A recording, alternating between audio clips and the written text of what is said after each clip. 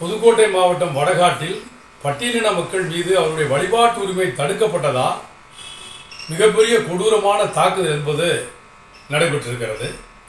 10க்கும் மேற்பட்டோர் புதுக்கோட்டை மருத்துவமனையிலும் ஆலங்குடி மருத்துவமனையிலும் அனுமதிக்கப்பட்டிருக்கிறார்கள். இருசக்கர வாகனங்கள் எரிக்கப்பட்டிருக்கிறது. 4 சக்கர வாகனங்கள் சேதப்படுத்தப்பட்டிருக்கிறது. வீடுகள் தீ வைத்து எரிக்கப்படுகிற காட்சியினுடைய காணொளி மாநிலம் முழுவதும் பரவி கொண்டிருக்கிறது. பட்டியலின மக்களுடைய வழிபாட்டு உரிமை தமிழ்நாட்டில் தொடர்ந்து தடை செய்யப்பட்டு வருகிறது.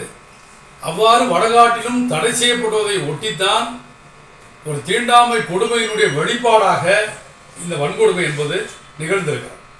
ஆனால் புதுக்கோட்டை மாவட்டத்தினுடைய காவல்துறை மறுப்பறிக்கை என்கிற பெயரால் உண்மையை மூடி மறைத்து 2 பேருக்கு இடையில ஒரு பெட்ரோல் பங்கில் ஏற்பட்ட ஒரு பிரச்சனை என்கிற முறையில் முழு பூசணிக்காயை சோற்றில் மறைக்கக்கூடிய விதத்தில் மாவட்ட காவல்துறை ஒரு மறுப்பறிக்கை என்கிற பெயரால் ஒரு அறிக்கையை வெளியிட்டிருக்கிறது.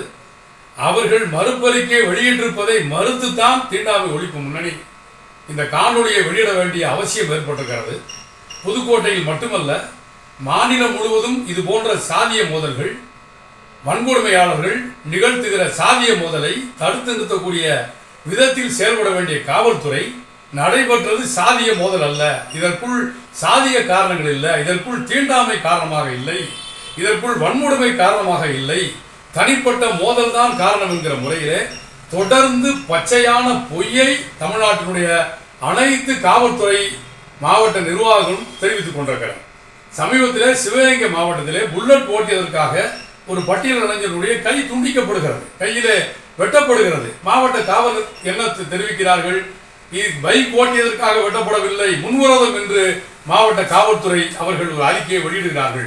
அதுபோலதான் இன்றைக்கு மாநிலம் முழுவதும் ஏராளமான காணொளிகள் கண்ணுக்கு முன்னால் காட்சிப்படுத்துகிற போது புதுக்கோட்டை மாவட்டத்துடைய காவல்துறை 2 பேருக்கு இடையிலே நடைபெற்ற மோதல் என்கிற முறையில மிகவும் தவறான கண்டிக்கத்தக்க ஒரு செய்தியை வெளியிட்டிருக்கிறார்கள்.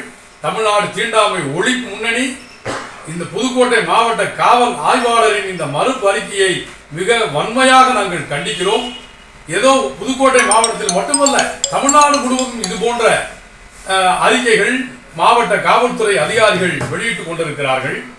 இது எல்லா மாவட்டங்களிலும் இந்த அறிக்கை வெளியிடப்படுவதற்கு காரணம், மாநில காவல்துறையினுடைய அனுமதி பெறாமல், மாநில அரசாங்கத்தினுடைய உளவுத்துறையும் உள்துறையும் அனுமதி வழங்காமல் மாவட்ட காவல்துறையால் இப்படிப்பட்ட அறிக்கைகளை தொடர்ந்து வெளியிட முடியாது. நான் இந்த நேரத்தில் கேட்டுக்கொள்வது, நீங்கள் அமைதியை நிலைநாட்டுவதற்காக இப்படி நாங்கள் ஒன்றும் நடக்கவில்லை என்று அறிக்கை விடுவதாக கூட நீங்கள் வியாக்கியானம் சொல்லலாம்.